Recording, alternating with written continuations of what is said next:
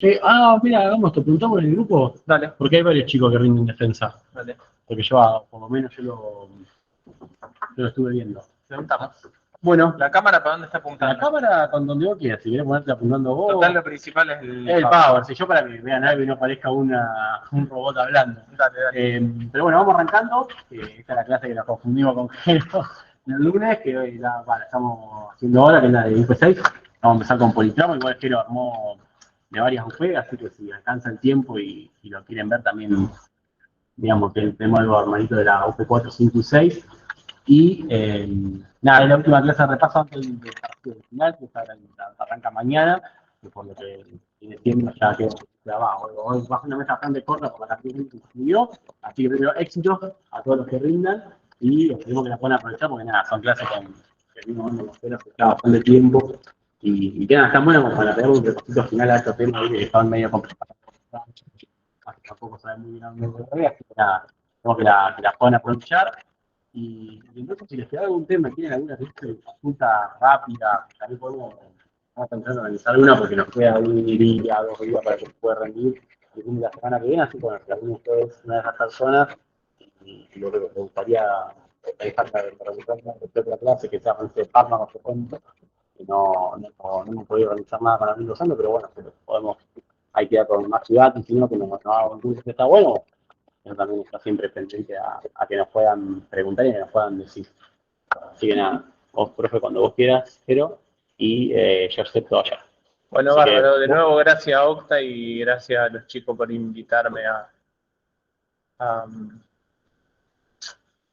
charlar con ustedes y a dar estas clases que para mí son muy importantes en relación al nivel académico y a construir el nivel académico desde adentro de las aulas. No solamente o no hablando, sino desde adentro de las aulas y cerca de ustedes, que siempre para mí es una satisfacción estar en las clases y poder charlar con ustedes y dar las clases que uno prepara y que a lo que uno se dedica. Así que gracias a usted también por la oportunidad de dar estas clases y a los chicos del ANDE también. Eh, bueno, arrancamos con esto. ¿Eh? ya arranca nomás. Vos escuchar pi, pi, pi, pero... Vos lo vas aceptando del otro lado. Dale, gracias. Bueno, entonces del otro lado, ¿se me escucha cuando hablo así o no? ¿Tengo que gritar? Sí, se escucha. Sí, escucha. Buenísimo. Vamos a poner esto más cerquita.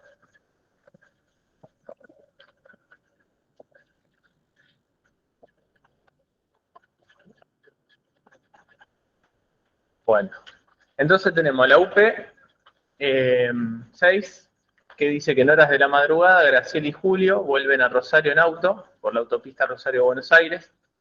A la altura de Pueblo Ester sufren un accidente. La información médica demuestra politraumatismo, con signos y síntomas neurológicos a evaluar, y laceraciones cutáneas en varias partes del cuerpo. ¿Cuál habrá sido la causa? Entonces acá partimos de la base de hablar un poquito de lo que son los accidentes de tránsito y un poquito de la epidemiología, ¿viste? Como para tener noción de qué estamos hablando cuando hablamos de un accidente de tránsito.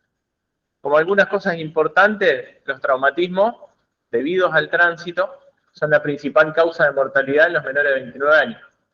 ¿Sí?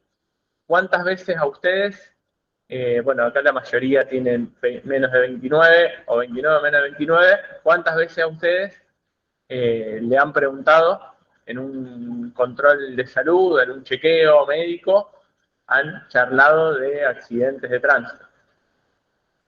¿Alguien que me diga del otro lado o de este lado? Nunca. ¿Han charlado con vos? Está bien, pero digo, ¿cuántas veces los médicos o las médicas o el personal de salud charla haciendo una consejería, si querés, con los pacientes jóvenes, adolescentes o adultos jóvenes, para trabajar sobre los accidentes de tránsito? Nunca. ¿Y cuál es la principal causa de muerte? Los accidentes de tránsito. ¿Está? Como uno habla de la dieta, de caminar, del sedentarismo, de alimentarse bien, de tomar agua, de usar métodos anticonceptivos, métodos de barrera. Como uno habla de todo eso, las personas entre 5 y 29 años, la principal causa de mortalidad son los accidentes de tránsito. Por eso es importante esta OP. ¿Está? Entonces, más del 90% de las defunciones son por choques causados por más del 90% de las muertes en choque son causadas o se registran en los países de bajos y medianos ingresos. ¿Se acuerdan ayer los que vinieron a la clase de enfermedad cardiovascular? Que el 82% de las enfermedades cardiovasculares se daban en países de bajos y medianos ingresos. Bueno, más del 90% de las muertes por accidente de tránsito se dan en los países de bajo y mediano ingreso. Vieron qué importante que es no solamente evaluar los factores de riesgo individuales, sino también entender la incidencia y la prevalencia, que también charlamos ayer, y la lectura a nivel poblacional, de cuáles son las enfermedades, o de qué enferman y de qué mueren las poblaciones. ¿Sí? Incluso en los países de ingresos altos, las personas del nivel socioeconómico más bajo son las que más corren riesgo de tener choques y accidentes. ¿Está? O sea que hasta en los países de ingresos altos, dentro de los países de ingresos altos, las personas de menor poder socioeconómico tienen más posibilidad de tener accidentes y tener complicaciones. Primer causa de mortalidad en jóvenes, acuérdense, entre 5 y 29 años. Y tenés distintos factores que predisponen a los accidentes. Uno sería el aumento de la velocidad. O sea, ir más rápido predispone a accidentes. El aumento de 1% de la velocidad aumenta el 4% del riesgo de que se produzca un choque mortal o grave. El 73% de todas las defunciones son varones y menores de 25 años. Conducir bajo el efecto del alcohol o las drogas, sustancias psicoactivas, otro factor que aumenta la probabilidad de accidente o el riesgo de accidente. El riesgo de complicaciones o de morbimortalidad por accidentes, el casco lo puede reducir en un 42%, y un 69%, digamos, en un 42% reduce el riesgo de muerte por traumatismo, o sea, de traumatismos mortales, y el 69% de un traumatismo. O sea que si vos tenés casco, reducís al 69% la probabilidad de tener un TEC y al 42% la posibilidad de tener una complicación mortal. Fíjense cómo queda este casco después de un choque. Imagínense sin el casco. El cinturón de seguridad lo mismo, disminuye el riesgo. Fíjense el que va atrás también. No por ir atrás no tenemos que usar cinturón. Fíjense cómo termina el del asiento trasero, adelante sin cinturón. ¿Me van siguiendo los que están del otro lado? Sí, profe. Bueno, Sí. buenísimo. La atención de los traumatismos, o sea, cuando hay un choque, siempre es importante la atención rápida, o lo más rápida posible. Como dice acá, para mejorar la atención posterior al choque, a la colisión, es necesario asegurarse que se dé acceso a tiempo a la atención prehospitalaria. La atención prehospitalaria sería la ambulancia que llega al lugar. ¿Sí? O la primera atención que uno da en el lugar de la escena del choque. Otro factor que influye en el aumento del riesgo de los accidentes es el uso del celular mientras manejan. Que más de uno o más de una lo debe hacer, supongo, o debe conocer a alguien que lo hace. Y la falta de infraestructura vial, también, la falta de seguridad en la calle, la falta de señalización, la calle en mal estado, las calles mal señalizadas y el cumplimiento insuficiente de las normas de tránsito. Por eso es importante, cuando ayer hablábamos de las conductas individuales, que muchas veces que en realidad las conductas individuales están delimitadas por el contexto y por las leyes. ¿Sí? porque por más que yo tenga una buena conducta, si las calles están rotas, están mal señalizadas, los semáforos no están coordinados, los autos, tengo acceso a comprarme un auto con mayor seguridad que otro, entonces hay distintos factores que exceden a mi conducta individual. ¿Sí? Por eso siempre hay que tener en cuenta las dos cuestiones, tanto lo individual y lo que nosotros hacemos con el paciente adelante, como lo otro, que sería lo del modelo castellano, que también lo hablamos ayer, lo general, las leyes, lo particular y lo singular. ¿Sí? Los determinantes y qué cosas nosotros podemos hacer.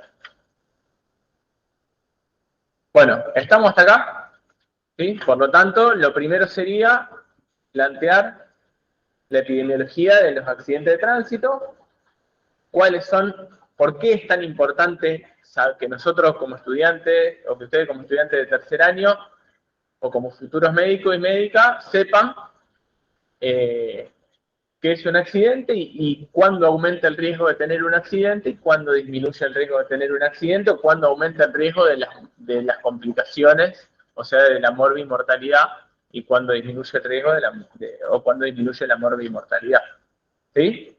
Sería eso básicamente, y en qué grupo etario, iba haciendo como una síntesis, y en qué grupo etario es más frecuente, por lo tanto, al ser si yo tengo un problema, una UP que me plantea que es un paciente joven, que viene a control, o si ustedes el día de mañana se encuentran con un paciente joven que viene a un control de salud, es importante hablar de las medidas de cuidado en relación a los accidentes de tránsito. ¿Está? ¿Qué es lo primero que hacemos cuando llegamos? Ustedes son un médico de ambulancia, médico o médica de ambulancia, llegan a la escena, llegan a un choque. ¿Qué es lo primero que ven? La seguridad de la escena. ¿Está? ¿Qué es la seguridad de la escena? Ustedes dirán.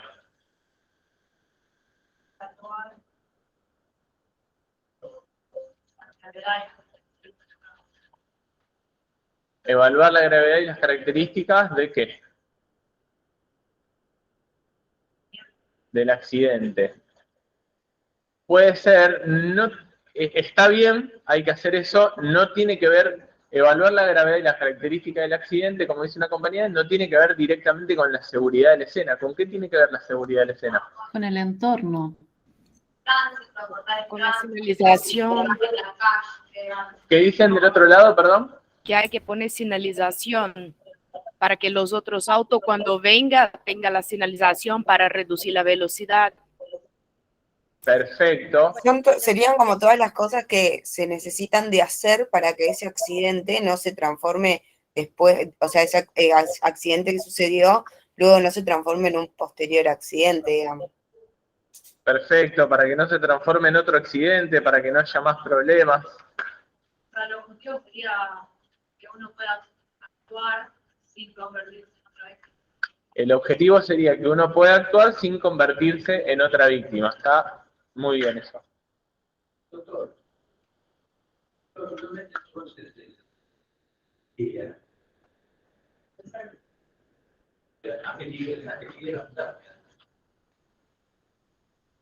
Dame 2 segunditos, porque acá no me aparece el cursor. Ahora sí me aparece.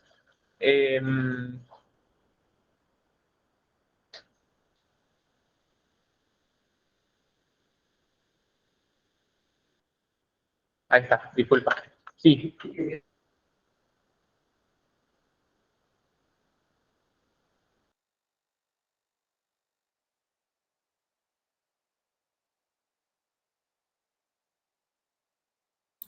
Profe, no se está escuchando del otro lado. Está silenciado.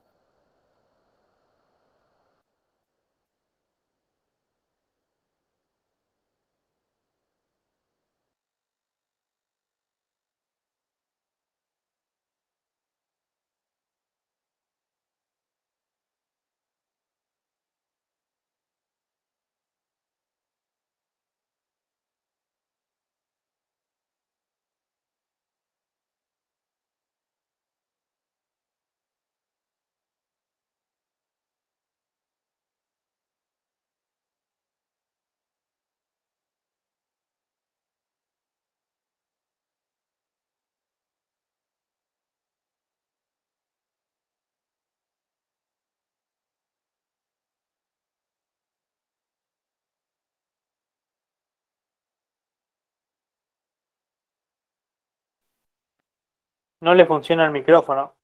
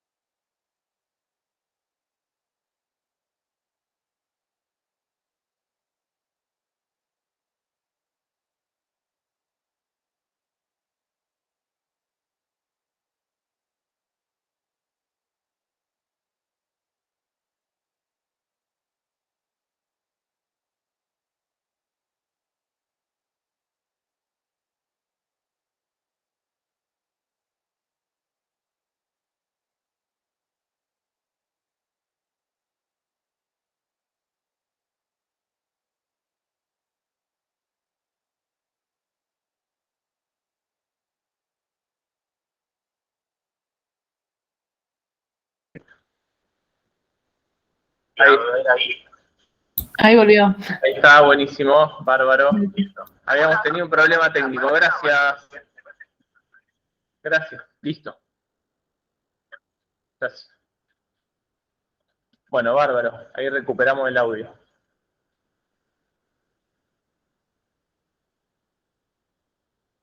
Bueno, entonces, la seguridad de la escena. Cuando tenemos la seguridad de la escena, o sea, no siempre que lleguen, acá un compañero decía, cuando llegamos vamos a tener la seguridad de la escena. No siempre.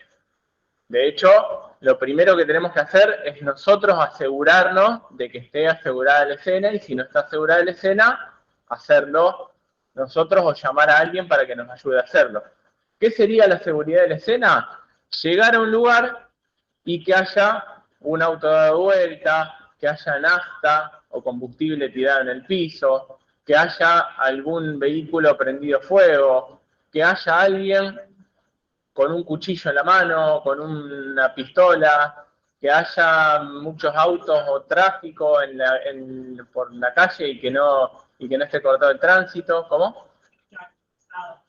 Que haya gente alcoholizada o alguien drogado, ¿no? ¿Viste? Alguien, viste, como dado vuelta, o alguien que no, pero que esté agresivo, alguien que se esté peleando, alguien que, no sé, alguna situación en la cual vos como médico, como médica, no puedas controlar o no puedas manejar y sea un potencial riesgo para vos.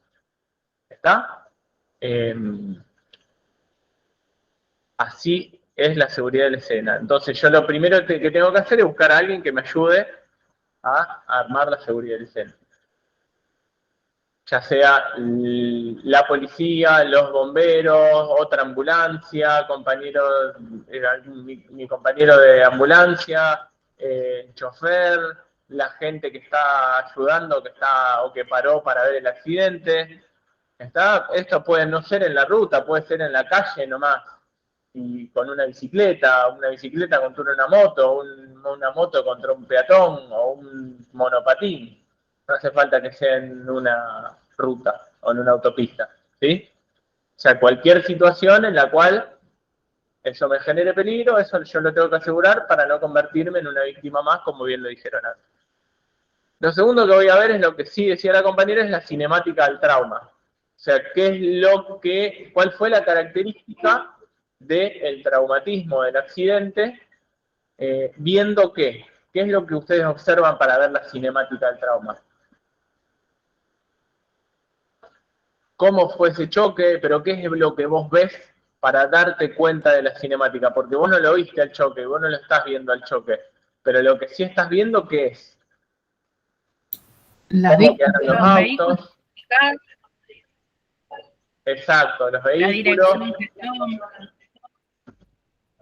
El grado de siniestro, de destrucción. Perdón, un poco más fuerte puede ser. ¿Cómo están los autos, la dirección de los vehículos, el grado de siniestro o lesiones que tienen, o destrucción que tienen los vehículos y las víctimas, cómo están las Perfecto. lesiones, como que... Perfecto.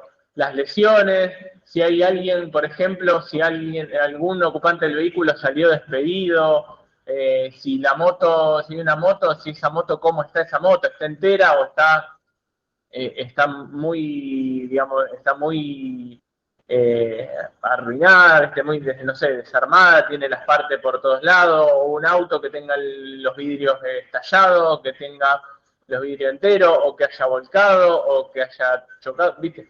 Hay que ver cómo están los vehículos o todos los elementos involucrados en el accidente para saber más o menos con qué me voy a ir a encontrar. Porque también puede pasar que haya rastros, por ejemplo, un auto dado vuelta afuera de la ruta y haya una persona caminando que salió de dentro de ese auto, entonces yo sé que por lo menos, yo sé que esa persona participó o estaba dentro del auto que dio 5 tumbos y que quedó a 20 metros del lugar de la colisión, por lo tanto, sé que no fue un golpecito así nomás, por más que esté caminando. O sea que tengo que tener ciertos recaudos, ciertos cuidados, de la misma forma que si es alguien que simplemente iba en la bicicleta y se cayó para el costado, la cinemática es leve, es leve. Y después veo los acompañantes. Yo estoy atendiendo a un paciente y el acompañante de ese paciente tiene determinadas lesiones de gravedad y el paciente que yo estoy viendo no tiene lesiones de gravedad, pero el acompañante sí tiene lesiones de gravedad. Entonces, por más que esa persona que yo estoy viendo que no está muy mal, tengo que tener ciertos cuidados o tengo que prestar cierta atención porque durante ese choque en el que mi paciente participó y mi paciente que no está mal, no está del todo mal, como que está más o menos golpeado, pero nada más, pero durante el choque que él participó hubo algún herido de mucha gravedad.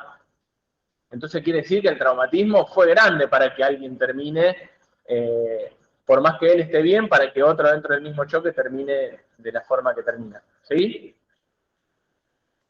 Entonces, lo primero cuando llego, aseguro la escena. Después de asegurar la escena, veo las características de la colisión, del choque, para ver la cinemática del trauma. ¿Sí? De la misma forma que para evaluar o pensar en cómo pueden estar heridos esos pacientes, tengo que ver la cinemática del trauma, o sea, cómo fue ese choque. Fíjense en las imágenes, que una cosa es encontrarte con la imagen de la izquierda, la del auto verde, y otra cosa es encontrarte, por ejemplo, con la misma imagen, pero con el choque de atrás. Supongamos que el camión chocando al auto, ¿sí? Teniendo la parte de atrás chocada, el impacto no va a ser el mismo, por lo tanto los golpes no van a ser iguales. O distinto sería si está ese mismo camión y ese mismo auto, pero con un impacto de costado, desde el costado. O no sería lo mismo si ese auto en vez de impactar contra algo dio vuelco. Entonces las formas y los golpes y los traumatismos que ese paciente que estaba dentro del auto presentó van a ser distintos según la forma en que se presentó el accidente. Y después lo que hago es clasificar. Si es un politrauma leve, un politrauma que no requiere de, qué sé yo, alguna herida superficial, alguna contusión, algún golpe, que no requiere una hospitalización, que es algo banal. Un politrauma moderado, con lesiones o heridas que generan algún tipo de incapacidad, ¿sí? Algún tipo de incapacidad funcional. Esto ven a Bart con la muleta, enyesado o vendado, ¿está? O sea, un politrauma leve es algo que es muy superficial o con algún herido o simplemente algún golpe. Politrauma moderado ya genera algún tipo de incapacidad funcional mínima. Y después un politrauma grave que abarca alguna de las siguientes condiciones. Muerte de cualquier ocupante del vehículo. Yo estoy atendiendo a un paciente que tiene un golpe en la pierna o una fractura en la pierna, pero dentro del vehículo hay alguien que falleció, eso es un politrauma grave, por más que solamente tenga una fractura en la pierna. ¿Está? Potencialmente es un politrauma grave. Si el paciente fue eyectado de un vehículo cerrado, o sea, de un auto, porque una cosa es ser eyectado de una moto, de un monopatín, de una bicicleta, y otra cosa es ser eyectado de un auto, de un vehículo cerrado, de un camión. Eso es politrauma grave. Caída de 2 veces la altura del paciente. Yo mido 1,85. 1,85 y 1,85 son 3,60, 3,70. ¿Sí? Si yo me caigo de más de 3,70 m, ya considero como politrauma grave. Eso es un piso. Yo me caigo del primer piso, es un politrauma grave.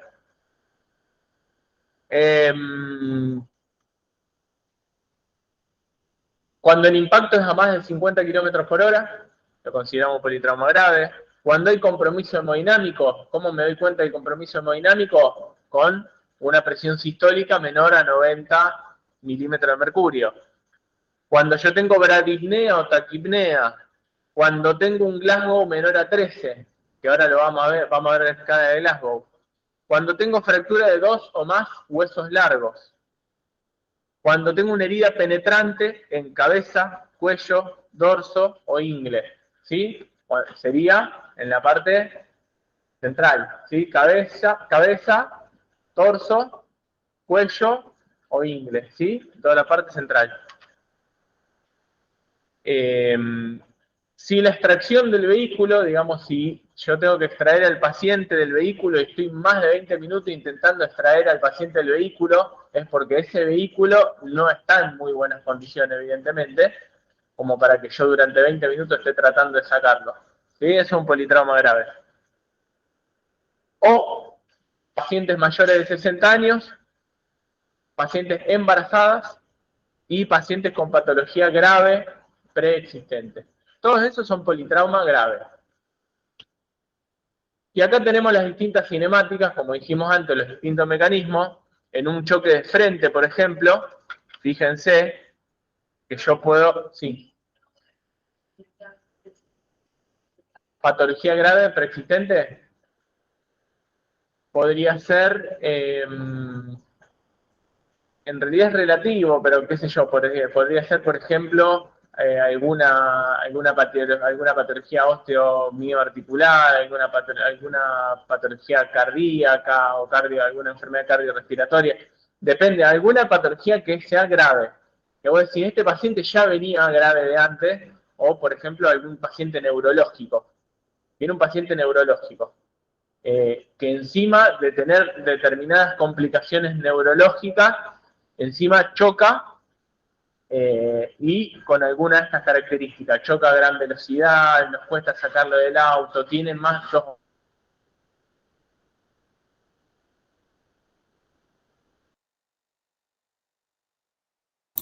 Profe, no se está escuchando.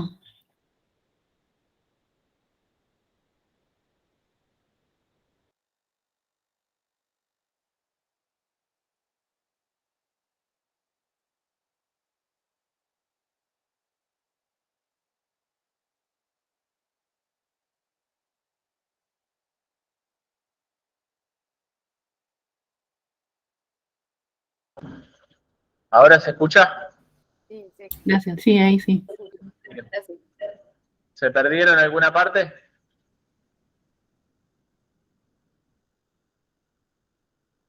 ¿No? Bueno. Entonces, acá tenés los distintos mecanismos de choque. Por ejemplo, un choque frontal, donde el paciente golpea el cráneo contra el parabrisas. Podemos pensar, cuando llegamos y vemos la seguridad de la escena, vemos la cinemática del trauma y vemos el parabrisas estallado, ¿sí? Vemos el estallido del parabrisas. Eso quiere decir que probablemente el conductor, el acompañante, golpeó su cabeza contra el parabrisas, del lado adentro. Entonces ya pensamos, ya antes de ver al paciente, antes de ver qué lesiones tiene, ya más o menos nos damos cuenta, según dónde está el auto, cómo está ubicado el auto, cómo fue la cinemática del trauma, ya nos damos cuenta más o menos qué tipo de lesiones puede tener. ¿Sí? Un choque frontal y bueno, ya pensamos en esto. Ya pensamos en algún cráneo golpeando contra el parabrisas, si es que no tenía puesto el cinturón de seguridad, y obviamente si vemos el estigma del vidrio estallado. Lesiones craneales como, por ejemplo, fracturas, hemorragias, ¿sí? Penetración de huesos y fragmentos en el encéfalo, hundimiento de cráneo, hundimiento de macizo facial, depende con qué haya golpeado, ¿sí? Pero por lo menos ya vamos con esa idea. Otra idea con la que vamos es el tórax, el trauma torácico.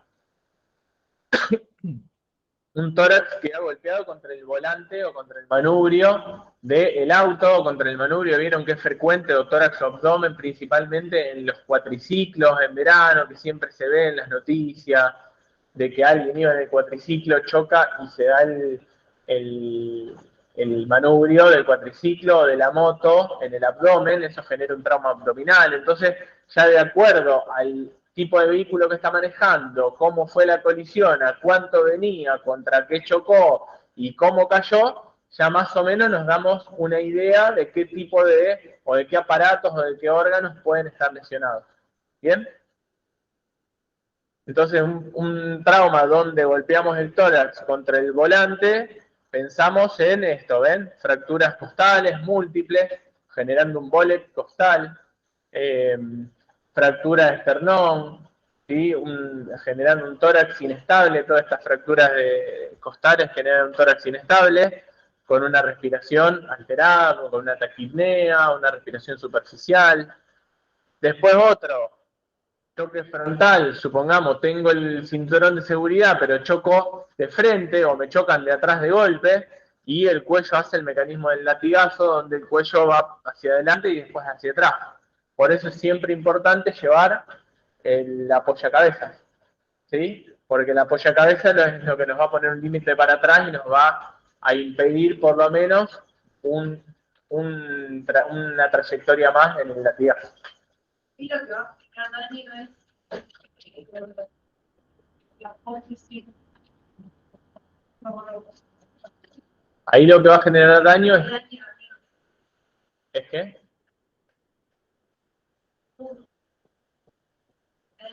Sí, la primer vértebra, primera y segunda vértebra cervical, o puede ser también por el mismo movimiento del cráneo generar alguna lesión cervical o intracraneal también. Exactamente. ¿Ven? Miren este dibujito de acá arriba. Fracturas de cráneo y cara. Desgarro de partes blandas. Fíjense en el golpe de la cara y la cabeza contra el parabrisas. Fracturas de laringe. ¿Sí? Hundimiento de laringe o algún traumatismo en el cuello y de la vía aérea. Desgarros, algún traumatismo o alguna alteración en mediastino, o cardiovascular, o cardíaca, digamos, pulmonar, un trauma torácico, ¿sí? En cadera, en pelvis, en cadera, fractura de fémur, el choque de la rótula, o sea, en realidad de la rodilla contra la parte delantera del tablero, generando una fractura de rótula, una fractura de fémur. Está el traumatismo abdominal, traumatismo, qué sé yo, una laceración hepática, una ruptura esplénica, la fractura de las costillas, una laceración aórtica o una pericarditis, alguna lesión miocárdica o pericárdica, alguna pericarditis, un hemopericardio, por ejemplo, ¿sí? Donde haya alguna perforación y haya acumulación de sangre dentro del pericardio. Profe, ¿Está? Que genera una compresión de todo el corazón. una consulta. ¿Estamos? Sí. La fractura es en el fémur. ¿Se puede ser que una fractura por impacto? ¿Qué fractura en el fémur? Sí. Y la fractura puede ser directa, digamos, por un impacto directo. Por ejemplo, yo voy no sé, el paciente va en moto y choca contra un árbol o un auto viene de costado y lo choca y le pega directamente en el muslo, le puede fracturar el fémur, puede hacer una fractura directa, o puede, como en este caso, hacer una fractura indirecta donde el fémur hace, no sé si me ve por la cámara, pero donde el fémur hace una palanca. Supongamos que acá está la cadera y acá está la rótula, y el fémur en el medio hace, digamos, choca la rótula contra la parte delantera del tablero y hace una palanca y se quiebra. ¿Está? Dale, profe, muchas gracias. No hay de qué. Bueno, ruptura aórtica, por compresión del abdomen. Fíjense que acá choca ya sea el manubrio, el volante en el abdomen, hay un aumento de la presión intraabdominal, ¿sí? Y ese aumento de la presión intraabdominal genera una ruptura de la aorta. ¿Está? Puede ser también un neumotórax, una ruptura está un neumotórax por la compresión torácica, por el aumento brusco y repentino de la presión intratorácica, lesiones en hígado y vaso, y luxación de cadera, fractura de fémur, como dijimos antes. Estamos hasta acá más o menos con qué es lo que tenemos que evaluar. Entonces nosotros, primero, vamos haciendo repaso otra vez. Entonces, conocer la epidemiología, o sea, de qué estamos hablando cuando hablamos de un accidente, en qué edades son más frecuentes, cuáles son los factores que nos pueden predisponer a tener lesiones de mayor gravedad en un accidente, cuáles son, en relación a dónde se producen mayor cantidad de accidentes, en qué grupo etario, cuáles son las condiciones que nos predisponen a mayor morbimortalidad y cuáles son las condiciones que nos pueden disminuir esa morbimortalidad. A partir de eso, entender que cuando llegamos a la escena de un accidente, lo primero que hay que hacer es asegurar la escena, y lo segundo que hay que hacer es ver la cinemática del trauma. Aseguramos la escena con otra persona, vemos la cinemática del trauma y vemos qué tipo de mecanismo pudo haber entrado en juego en ese paciente que nosotros vamos a ir a revisar, con diferentes lesiones según la forma en que se produjo el accidente. Si fue en auto, si fue frontal, si fue en moto, en cuatriciclo, en monopatín, en bicicleta, si fue frontal, si fue lateral, si fue de atrás, si hubo aplastamiento, si hubo caída de altura, si hubo muchos vehículos involucrados, muchas personas involucradas, cómo, y de acuerdo a cómo se dio el traumatismo, pensar en qué órganos se pueden haber lesionado. ¿Estamos hasta ahí? Ese sería el resumen. Ese sería el resumen hasta acá. ¿Está ok del otro lado? Sí, profe.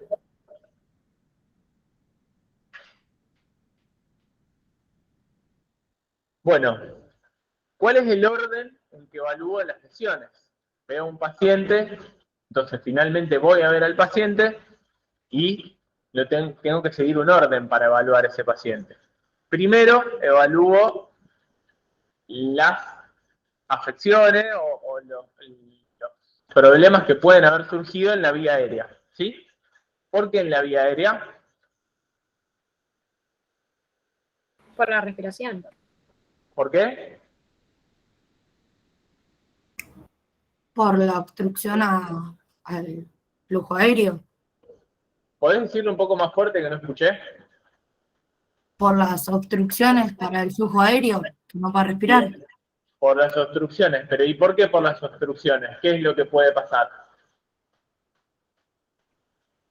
Si no respira, hay daño neuronal. ¿Qué dijo? Que si no respira el paciente puede haber daño neuronal. Exactamente. O sea, que yo evalúo en este orden y necesariamente en este orden, porque es el orden que me puede ayudar a aumentar la sobrevida del paciente, ¿sí? Si yo evalúo, te quiero decir, una patología respiratoria, puede evolucionar mucho más rápidamente a la muerte que una patología, o qué sé yo, una obstrucción de la vía aérea. Con una obstrucción de la vía aérea voy a tener mucho menos tiempo de actuar que con algún problema de la ventilación. Y a su vez, con un problema de la ventilación voy a tener mucho menos tiempo de actuar que con un problema de la circulación, y con un problema de la circulación voy a tener mucho menos tiempo de actuar que con un problema neurológico. ¿Está? O sea, voy primero de lo más urgente, de lo que me puede matar más rápido, a lo que me puede matar menos rápido. No quiere decir que tengamos todo el tiempo del mundo, pero quiere decir que si voy, le trato, no sé, una hemorragia y el paciente está con una obstrucción respiratoria, y le voy a tapar la hemorragia o le voy a tratar de comprimir la hemorragia, el paciente mientras se está muriendo vago. ¿Está?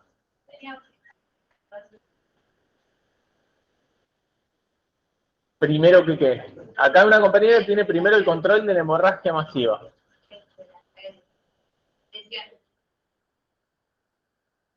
Sí, porque hay dos cosas distintas. Una que sería que es más realista. Por eso. Pero una cosa es la revisión de la persona. Y otra cosa es evaluar el orden, porque vieron que acá en el politrauma se evalúa la persona con un A, B, C, D, E.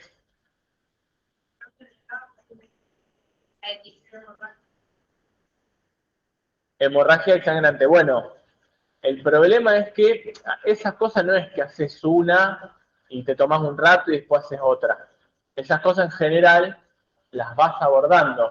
Ahora, si el paciente, yo sigo insistiendo con esto, el paciente capaz que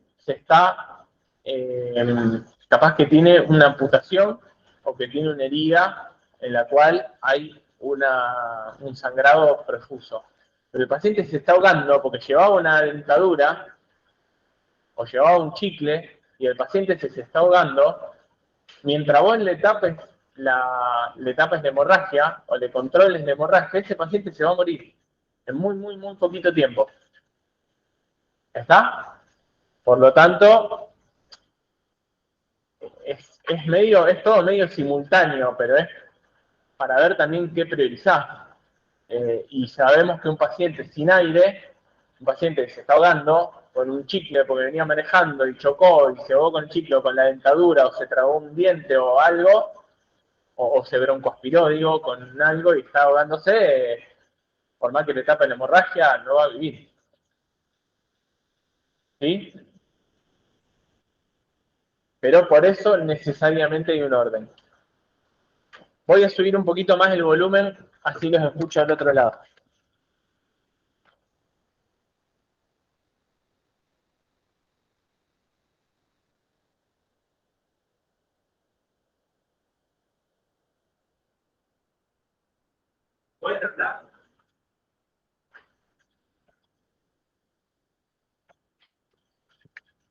¿Pueden hablar del otro lado alguien? ¿Decir hola o algo?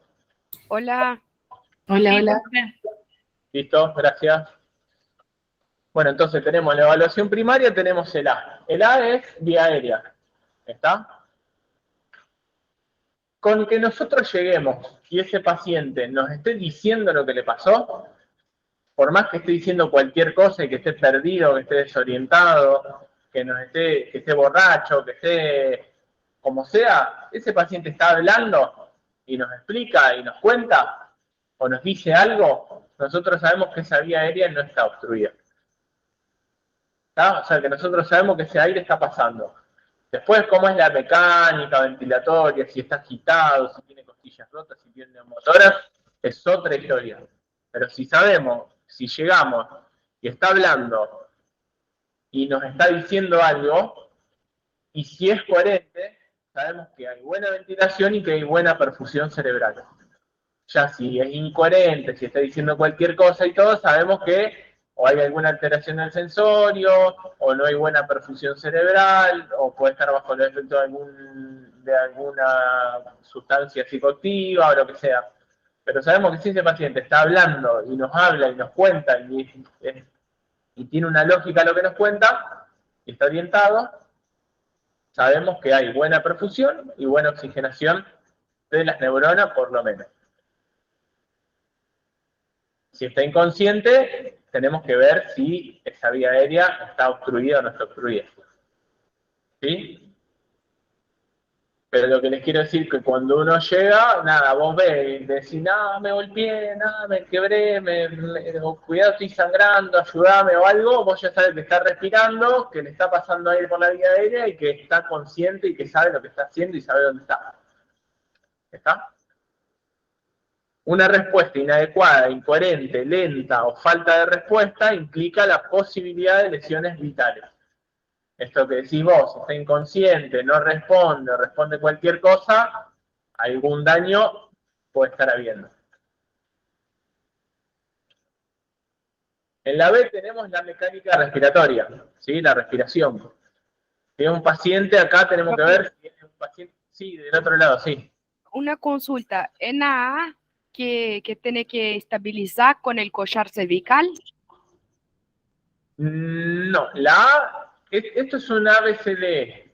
Esto es una evaluación primaria, todavía yo no hice nada. Lo primero, sí, hay una cuestión que hago que es importante, que es inmovilizar el cuello del paciente, ¿sí? Inmovilizarlo al paciente.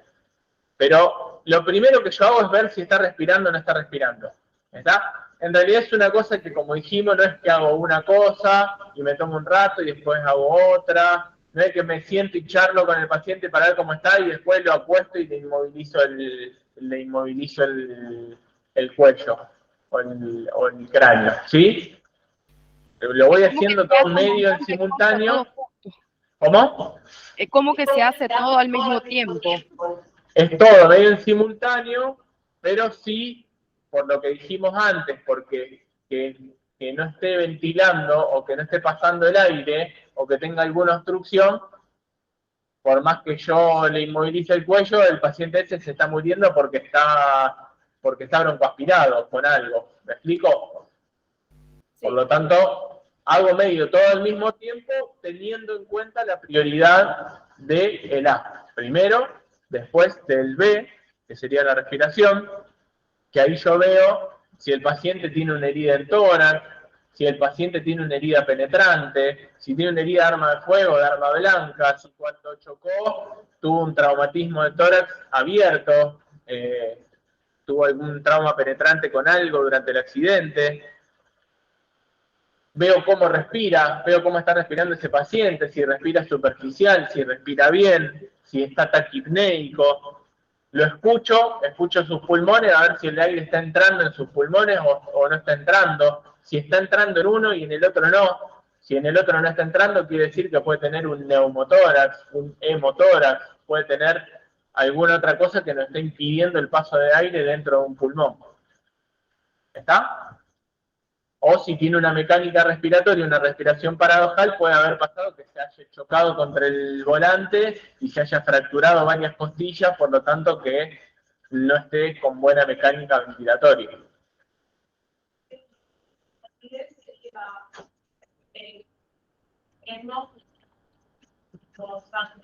Si hay matidez, sería algo líquido o sólido, sí. Si hay hipersonoridad, sería aire, por lo tanto habría un neumotórax. O podría haber un neumotórax.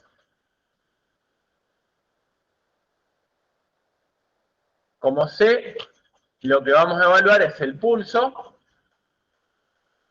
el relleno capilar, ¿sí? El relleno capilar en los dedos. Yo agarro, comprimo con los dos dedos, con el índice y el pulgar, hago una pinza, comprimo la punta del dedo, veo que se ponga pálida la uña y el dedo, suelto y veo cómo esos capilares se vuelven a llenar y se vuelve al color de la piel, al color normal. De esa forma veo el relleno capilar. ¿Y cuánto demora ese color normal en recuperar? Bueno, eso digo que lo que veo. Cuando está muy prolongado es porque puede estar pasando que hay una hipovolemia, una pérdida de sangre. Y la presión arterial. ¿Está? Entonces, de acuerdo al pulso, al relleno capilar, a la presión arterial, principalmente a la presión arterial, puedo evaluar si hay un shock. ¿Cuál era un criterio de politrauma grave?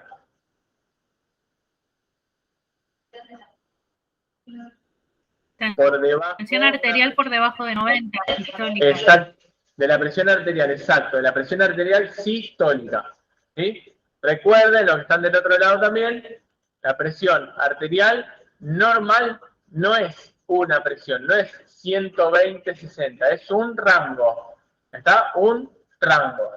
La presión sistólica normal tiene un rango entre 90 y 139, y la presión diastólica normal tiene un rango entre 60 y 89. Pero la presión arterial normal es un rango. No, menor de a 90, sí. A 90. Menor a 90. Ahí se considera un trauma grave, sí. Sí, cuando hay shock en realidad hay distintos parámetros hemodinámicos alterados, no es solamente la presión baja. Entonces ya tenemos el A, donde evaluamos si el paciente está hablando, no está hablando, está orientado, está inconsciente, y si el aire le está pasando o no le está pasando. Si no está contando algo, no le está contando nada, si está inconsciente, si está consciente y desorientado. Vemos cómo está, ¿sí? A de aire. B de respiración. Vemos la mecánica respiratoria, todo lo que tiene que ver con la respiración. Si está agitado, si está con la respiración muy superficial, si le entra bien el aire en los pulmones. O sea que enseguida hablamos con el paciente, agarramos el estetoscopio. Una vez que ya hablaste con el paciente, mientras vas hablando con el paciente, lo vas mirando, lo vas viendo que te responde, qué te pasó, no, estaba ahí, no sé qué se me cruzó, no dejé de prestar atención, o me distraje un segundo, me fui para el costado y se me dio vuelta el auto. Te está contando algo o algo que tiene su lógica y te está hablando, o sea que la vía aérea está permeable. O enseguida va agarrando el estetoscopio, agarré el estetoscopio, se lo apoyá, es decir, respirá, ves si está bien la respiración, si está entrando bien el aire en los pulmones. Dejá el estetoscopio, le tomás la presión y el pulso. ¿Sí? Hasta ahí estamos, fueron 2 segundos que gastaron, entre comillas, no usaron prácticamente tiempo. Y en 2 segunditos ya vieron más o menos cuáles eran los parámetros que podían tener alterados. ¿Está? Vamos con el D. El D es lo neurológico. Para ver lo neurológico vemos la escala de Glasgow. La escala de Glasgow nos determina 4 niveles. Si tenemos nos determina 4 niveles. Si tenemos, si el paciente está vigil. La escala de Glasgow, acuérdense que es la escala del coma, ¿sí? Lo que nos clasifica en 4 puntajes. El paciente, que nos clasifica al paciente en coma, paciente estuporoso, paciente somnoliento y paciente vigil. ¿Sí? Vigil, somnoliento, estupor, coma. Vigil, somnoliento, estupor, coma. Vigil, somnoliento, estupor, coma. ¿Sí? Profe, paciente... eso sería lo nivel de conciencia. ¿Sería qué, perdón? Sería como está evaluando también el nivel de conciencia. No, el nivel de conciencia es otra cosa, esto es el estado de conciencia. El nivel de conciencia sería lo cualitativo, la calidad, si está lúcido, si está orientado, si sabe quién es, dónde está, qué le pasó. Alopsíquico y autopsíquico, exactamente. El contenido de la conciencia. Exactamente. Lo de Glasgow como nivel. Está bien. Porque en realidad yo lo que digo es estado general, estado de conciencia y estado mental, sino también. ¿Sí? El estado de conciencia, está bien, tenés razón, me confundo yo. El estado de conciencia es el nivel de conciencia y después tenés el estado mental, ¿sí? O el contenido de la conciencia, que es lo cualitativo. O sea, si el paciente si está orientado, si sabe lo que le pasó, si sabe dónde vive, si sabe su edad, en qué año estás. ¿Bien? ¿Estamos del otro lado? Dale, profe, dale, gracias. ¿Sí, hijo? Sí, entendí. Ah, perdón, ok. No, ahí hubo una confusión, pero ya está aclarado. O sea, tenemos estado de conciencia o nivel de conciencia, que es lo mismo, y por otro lado, estado mental, o sea, que se refiere a las capacidades cognitivas del paciente o contenido de la conciencia. ¿Sí? Una cosa es el Glasgow, que evalúa si el paciente está vigil, si el paciente está somnoliento, si el paciente está estuporoso o si está en coma, y otra cosa es si el paciente está orientado en tiempo, espacio y persona. Bien, tenemos esos dos aspectos. El Glasgow entonces clasifica la respuesta ocular, verbal y motora.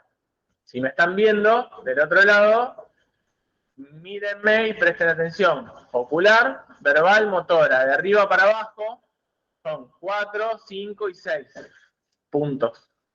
¿Está? Si yo cumplo con todos los puntajes de respuesta ocular, verbal y motora, son 4 puntos, 5 puntos, 6 puntos, de arriba para abajo. ¿Está? Eso hace un total de 15 puntos. Lo mínimo que puedo tener no es un Glasgow de 0, es un Glasgow de 3. El puntaje máximo de Glasgow es 15, el puntaje mínimo de Glasgow es 3. Un punto ocular, un punto verbal, un punto motor. ¿Está? No hay menor de 3. Ah, de 13, perdón. Cuando tengo un Glasgow menor de 13, en el contexto de un politraumatismo, lo considero como un politraumatismo grave. ¿Cómo? Porque son dos cosas, digo, para no confundir y para no mezclar. Cuando vos tenés 15, un Glasgow de 15, se dice 15 para 15. Si tenés de 8, de 8 para 15. Si tenés de 13, de 13 para 15. Primero. Se dice de tanto para 15. ¿Sí? Segundo. El Glasgow evalúa estas tres respuestas. Ocular, verbal, motora. Yo sumo los puntajes de la respuesta ocular, verbal y motora y me da el puntaje. ¿Sí? De acuerdo al puntaje que me dio, si me dio 15, es un paciente vigil. ¿Sí? Si me dio 13 o 14, es un paciente somnoliento. Si me dio menos de 13 y más de 8, digamos entre 8 y 13, es un paciente estuporoso. Y si me dio menos de 8, es un paciente en coma. ¿Está? Entonces, si yo tuve un politrauma y tengo un Glasgow de 15, ¿lo considero politrauma grave? No. No lo considero. Del otro lado, ¿lo considero politrauma grave si tengo un politrauma y tengo un Glasgow menor? ¿Tengo un Glasgow de 15, perdón? No. Perfecto, no. Salvo, por eso, salvo que me haya caído de un primer piso, o salvo que haya tenido fractura de 2 o más huesos largos, salvo que sea yo una mujer embarazada, salvo que tenga determinadas características. Pero si no tengo ninguna de esas características y tuve un politraumatismo y vos me haces el Glasgow y yo tengo un Glasgow de 15 para 15, no es un politrauma grave. Si tengo un Glasgow de 14 para 15, ¿cómo estoy? ¿Cómo es mi Glasgow en la escala? ¿Estoy vigil? Somnoliento. Estoy somnoliento. Acuérdense que vigil es solamente cuando hay 15 para 15. Somnoliento cuando hay 14 para 15. Si estoy somnoliento, tengo un Glasgow de 14 para 15 y no tuve ninguna de las otras condiciones y tuve un politrauma, ¿se considera un politrauma grave? Sí, ¿Por qué? porque puede haber afección neurológica. Pero para que para que se considere un politrauma grave tengo que tener un Glasgow menor a 13. Igual el paciente estaba somnoliento, estaba con un Glasgow de 13 o 14. O sea que entraría. Claro, no, porque en realidad es de 14 y de 9 a 13 el estupor. Ah, listo, ahí lo arreglo. Bien. Perdón, no recuerdo qué dije antes, pero de 9 a 13 estupor. Y menos de 8 y menos de 8, coma. ¿Está? O sea, un paciente que tiene un politrauma y que tiene un Glasgow de 14, ¿se considera un politrauma grave? No. Si no tiene ninguna de las otras condiciones, no.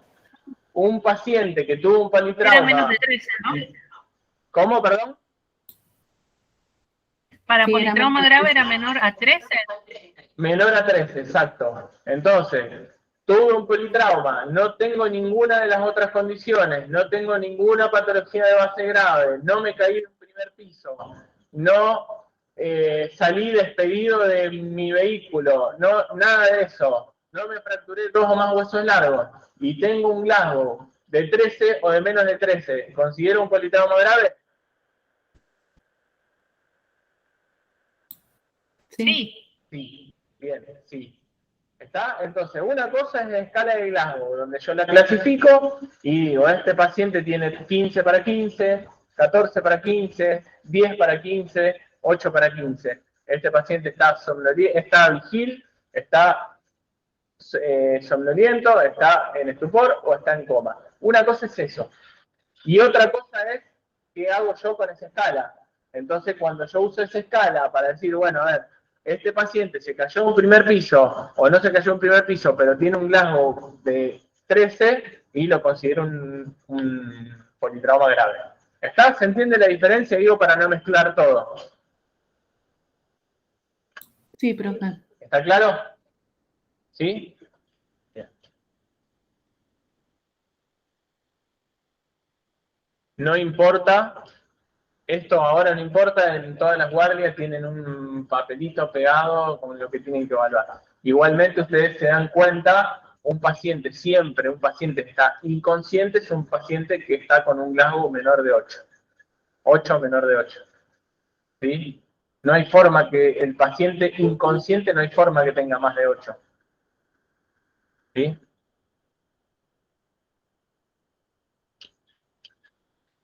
Bueno, y la E, entonces tenemos la A de vía aérea, la B de la respiración y la mecánica respiratoria y la auscultación, la C, del pulso, la presión y la tracción unguial, para ver si ese paciente está en shock, y la D, el neurológico, haciendo la escala de Glasgow. Finalmente la E es la exposición de todas las partes de ese paciente. Por ejemplo, cortarle o sacarle la remera, el pantalón, el casco, fíjense, o la gorra, un sombrero capaz que tenía o algo. Bueno, no creo que le haya quedado, digamos, el sombrero, pero digo, exponerle todas las partes que pueden estar cubriendo alguna lesión que yo no esté viendo. ¿Sí? Pasa muchas veces, el paciente, no sé, en invierno viene con campera, con pantalón, con guantes, con todo, y tuvo un accidente en moto y capaz que tiene una fractura, que tiene una pérdida de la linealidad de un miembro, y yo puedo sospechar una fractura, pero no la estoy viendo porque tiene un pantalón largo puesto, tiene doble pantalón puesto. ¿Sí? O un trauma abdominal, fíjense que acá tiene estigmas cutáneos de posiblemente un trauma abdominal, podría ser, donde el paciente tuvo un traumatismo en el abdomen, capaz que tiene un buzo puesto, una campera o algo, y tiene estos hematomas, ¿ven? Y esto nos puede estar indicando algún traumatismo abdominal que nos puede estar indicando alguna complicación a nivel interno, a nivel del vaso, a nivel del hígado. No quiere decir que esta sangre venga del vaso ni del hígado, ¿no? Quiere decir que tuvo un traumatismo lo suficientemente fuerte para que me genere un hematoma en la pared abdominal por lo tanto tuvo un traumatismo lo suficientemente fuerte que si me generó un hematoma en la pared abdominal, me pudo haber generado un hematoma adentro también. ¿Se entiende la lógica? Entonces Sí, ahí profe. lo expongo, veo si hay cianosis, cómo está la respiración, la linealidad de los miembros, como dijimos antes, si hay luxaciones, desgarros, scalp. Esto se llama scalp. Scalp. ¿Ven acá abajo? Es scalp. Es como un desgarro de la piel del cuero cabelludo. Podés tener un scalp en otra parte del cuerpo también. Pero es como que se levanta, ¿sí?, toda la capa de piel. Veo heridas, estigmas cutáneos, controlo la temperatura, porque el paciente que tiene un traumatismo, ¿qué puede tener? Shock hipovolémico. ¿Cómo decís?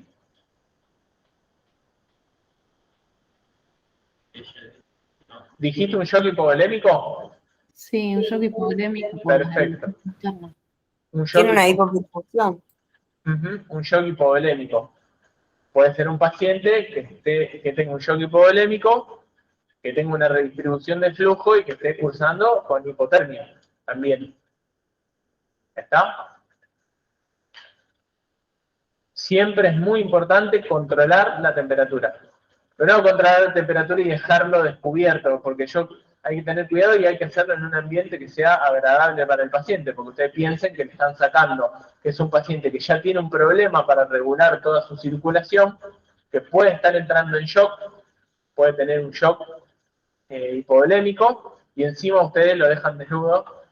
Entonces hay que exponerlo todo, pero hacerlo en un ambiente cálido o en un ambiente también tapado, con frazada, con manta, con algo que eso no sea motivo para empeorar el cuadro que ya tiene.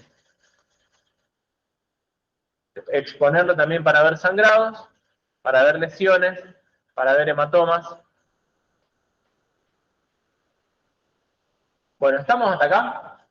Entonces, la epidemiología, ver los grupos etarios, ver qué aspectos, qué factores nos pueden aumentar el riesgo de morir y mortalidad, qué aspectos disminuir, qué hacemos cuando llegamos a una escena, la seguridad de la escena, la cinemática del trauma, y vamos a ver al paciente y hacemos con el paciente el A, B, C, D, E. A, vemos que no se esté broncoaspirando con nada. B, vemos cómo está la respiración, que no tenga nada en los pulmones o en las costillas o algo que le esté complicando la dinámica respiratoria. C, la circulación, presión arterial, pulso, para evaluar si hay shock o no hay shock. D, escala de Glasgow, E, exponerlo para ver si no tiene alguna otra cosa. ¿Estamos? ¿Hasta acá? Perfecto. ¿Del otro lado todo bien? ¿Ya se durmieron? No, También. todo bien, profe. No, está bien. Bueno, Profe, una consulta. dale. La evaluación primaria que me estás explicando ahora, ¿es la que nosotros deberíamos hacer cuando llega la ambulancia? Y la evaluación secundaria sería cuando llega el paciente al clínico, creo que es. Perdón, pero no estoy escuchando nada. Más fuerte, ¿puede ser? Sí, ¿se escucha ahí? Sí, a ver. La evaluación primaria, que es la que estabas explicando recién, ¿es la que nosotros deberíamos hacer, por ejemplo, cuando llega la ambulancia? Y la evaluación secundaria es la que haríamos en los classrooms. ¿Y la evaluación secundaria qué? La evaluación secundaria es la que haríamos cuando llegamos directamente a la guardia. Claro, la evaluación primaria, acá estamos hablando siempre del prehospitalario. Sí. ¿Está? Acá estamos hablando siempre del prehospitalario. Por lo tanto, acá vos no la vas a hacer cuando llegues en la ambulancia. Cuando llegue en la ambulancia, vos vas a estar en la ambulancia. Y vos sos la que va a hacer esta evaluación primaria. Una vez que hagas esta evaluación primaria, que veas que el paciente no está en shock, que veas que el paciente o si está entrando en shock, vos le asegurás una buena perfusión con dos vías periféricas. Si el paciente se estaba ahogando o si estaba broncoaspirando, vos lo desobstruís. Y si el paciente estaba fracturado, vos le ponés una férula, entonces como que le haces, de alguna forma,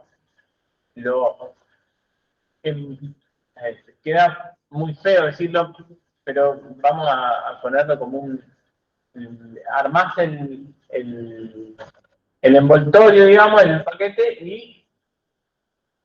y vamos hacia el hospital con el paciente, ¿sí? Asegurándole una buena calidad de atención y asegurándole la temperatura adecuada y las condiciones adecuadas para que ese paciente llegue a la guardia.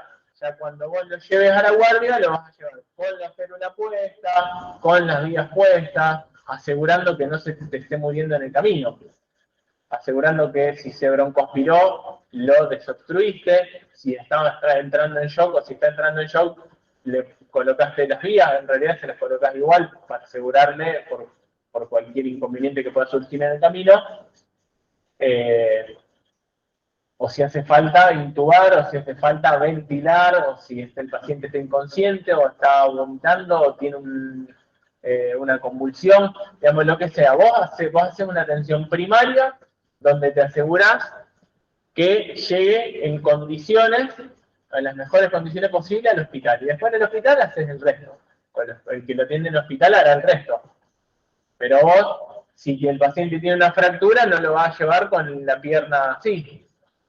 O si el paciente tuvo un traumatismo craneal, no lo vas a llevar sin el collar. O si tuvo un trauma grave, o si tuvo algún politrauma grave, no lo vas a llevar y decir, me olvidé de ponerle la vía periférica. O si está convulsivando y bueno, lo llevo mientras después resuelva. No, o sea, yo resuelvo lo inicial, lo más importante, para dejarlo en realidad en las mejores condiciones para el traslado, porque eso va a tener un traslado, entonces vos desde el lugar del choque hasta el hospital vas a tener un rato. Entonces vos asegurás todo eso inicialmente para decir, bueno, yo sé que en los próximos 5 minutos que dure, 10 minutos, 15 minutos que dure el viaje con el paciente, desde acá donde estoy hasta el hospital, va a tener la menor cantidad de riesgo o de complicaciones posibles. ¿Estamos? Sí, genial, profe, gracias. Bien.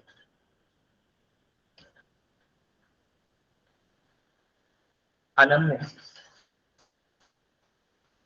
Entonces, vos, este paciente lo recibís en el hospital, o una vez que terminaste de asegurar todo eso, ¿qué le podés preguntar? El grupo y factor sanguíneo, ¿sí?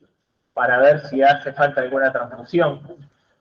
Podés preguntarle la religión, por si es testigo de Jehová, y no se puede hacer transfusión. Podés preguntarle edad, porque no es lo mismo si es un paciente adulto joven que a lo mejor un paciente de 90 años que puede llegar a tener algunos signos o que se le puede llegar a complicar más el cuadro que si es un paciente más joven, o de la misma forma un recién nacido, ¿sí? Puede tener distintas complicaciones. Preguntamos los antecedentes, siempre preguntamos en los antecedentes. Alergias, siempre. Alergias, antecedentes de alergias a medicación, al látex, al yodo, cualquier alergia. Medicación, si toma medicación, antecedentes de patologías clínicas, quirúrgicas o gineco-obstétricas. ¿Está? Siempre 5 cosas para antecedentes. Siempre acuérdense. ¿Alguna alergia a algo? Si tiene alguna patología clínica, tiene o tuvo patologías clínicas, quirúrgicas, gineco-obstétricas y si toma medicación. ¿Está? Con esas 5 cosas ustedes pregunten lo que quieran. Pero acuérdense de esas 5 cosas. Alergia, patologías clínicas, quirúrgicas o antecedentes ginecobstétricos, no necesariamente patologías ginecobstétricas, antecedentes ginecobstétricos, por ejemplo, partos, embarazo, abortos, cesáreas, toma de anticonceptivos, ¿sí? O sea, antecedentes ginecobstétricos, clínicos, quirúrgicos, alergias y medicación. ¿Está? Y las internaciones valen para cualquiera de ellas.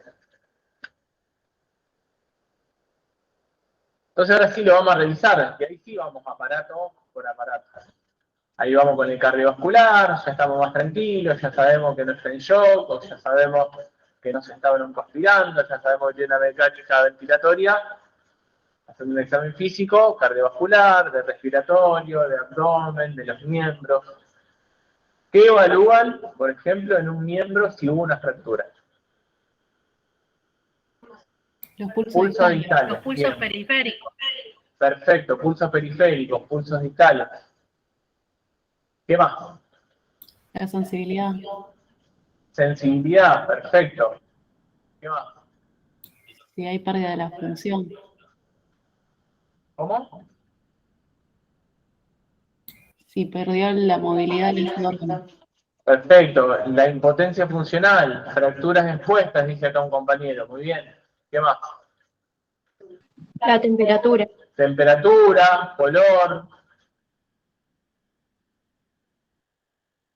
¿Estamos? Todo eso es importante ¿para qué? Principalmente para evaluar si hubo fractura. ¿Sí? Porque una fractura, sea expuesta o no expuesta, me pudo haber generado algún daño en alguna arteria, me pudo haber generado un daño en algún nervio, ¿sí? Y después que me puede estar generando daño en la circulación sanguínea, ¿sí? En la perfusión de sangre.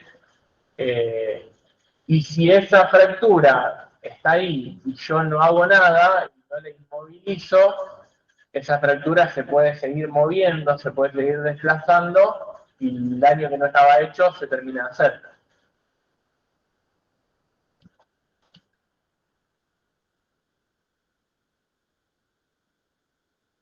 Y ahora sí el examen físico neurológico, que es el estado de conciencia, el Glasgow, el estado mental, que es el contenido de la conciencia, después la motilidad, trofismo, tono, fuerza, ¿sí?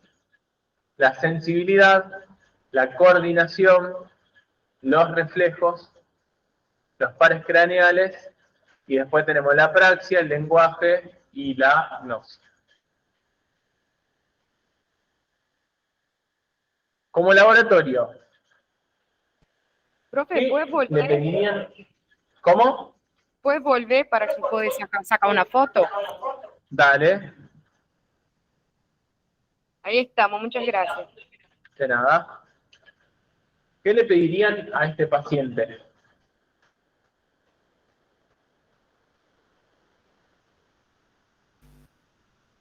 Laboratorio, ¿qué determinación de laboratorio le pedirían a este paciente? Piensen en el ABCDE.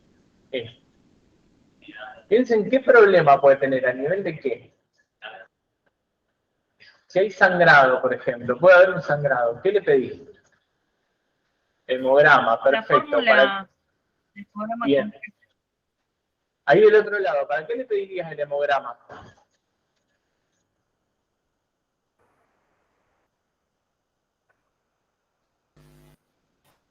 para ver el hematocrito.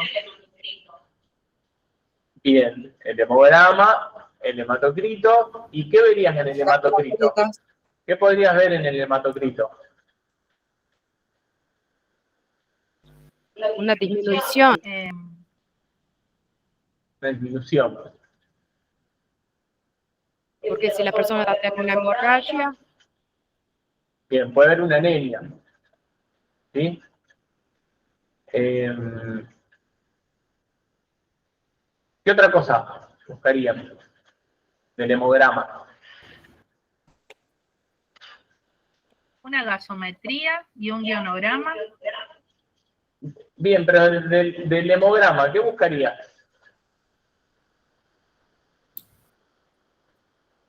Vería disminuir la cantidad de glóbulos rojos, puede haber una alteración en la hemoglobina. Bien, en hemoglobina sí, ¿qué más? ¿Pero qué más del hemograma? Plaquetas. Bien, plaquetas. ¿Las plaquetas ¿Para son qué parte del pedías hemograma plaquetas? o no? O sea, es un hemograma ¿Para con qué pedías? plaquetas. ¿Cómo? Que las plaquetas no entran en el hemograma, ¿no? Uno pide un hemograma con plaquetas. O las plaquetas están Habitualmente las hacen con el hemograma, pero no importa eso. ¿Para qué pedirías plaquetas? Puede haber plaquetopenia por consumo y por hemorragia, por el trauma. para ver si hay Sí, coagulopatía. pero en realidad, ¿qué es o sea, las plaquetas van a estar más altas o más bajas por el traumatismo? Sería para ver si hay una alteración en la hemostasia del paciente. Se escucha muy bajito, eso que está. Que No sé si quién hay está una hablando. alteración en la hemostasia del paciente. ¿Perdón? En la hemostasia, ¿Ustedes escucharon? Dice si hay alteración en la hemostasia. Dice.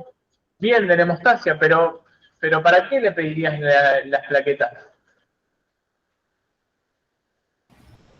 Y porque supongo yo que hace referencia a que si vos no sabes si el paciente tiene algún tipo de, no sé, una coagulopatía o algo así, va por ahí o no.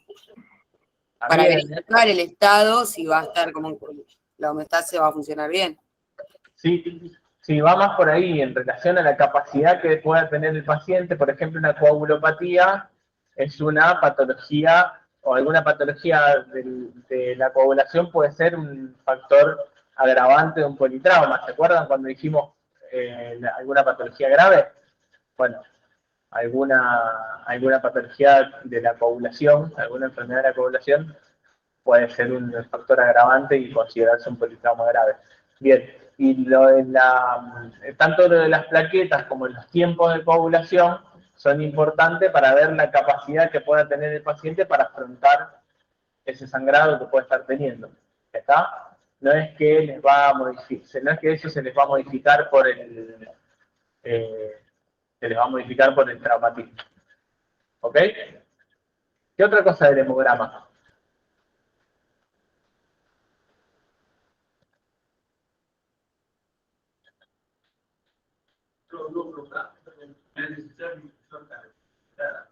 Bueno, los glóbulos blancos. ¿Cómo pueden estar los glóbulos blancos en un accidente, en un traumatismo, un politrauma? Podrían estar normales, podrían estar un poco aumentados. Sí. Sí, depende, pero en general podría haber aumento de los glóbulos blancos. Un leve aumento de los glóbulos blancos. ¿Qué más buscarían? Profe, en el caso ese, podía pedir un análisis para averiguar el nivel de alcohol que tiene el paciente, porque si es un politrauma puede ser porque el paciente tenía alcohol, estaba ¿Y borracho. para qué querrías saber? Sí, porque si fue un politrauma, yo no sería correcto pedir para saber si la causa del accidente fue el alcohol. ¿Y para qué te sirve en relación al tratamiento? En el caso de que esté inconsciente, podría pedir un toxicológico para saber el tratamiento. Si tiene intoxicación por alcohol etílico, tiene un tratamiento que tengo que usar. Bien. ¿Cuál es el tratamiento? Con alcohol Lavado etílico, gástrico. carbón ¿Qué? activado. ¿No es alcohol metílico? Carbón activado. No, en todo No, caso, el soporte por fuego. es al revés. La intoxicación por alcohol metílico, el tratamiento es alcohol metílico. Pero Soporte con suero fisiológico. Bien, pero el soporte lo va a tener que hacer igual en todo caso. Podría ser una determinación de tóxico en sangre, dependiendo muy no en sí mismo para el politrauma, ¿sí?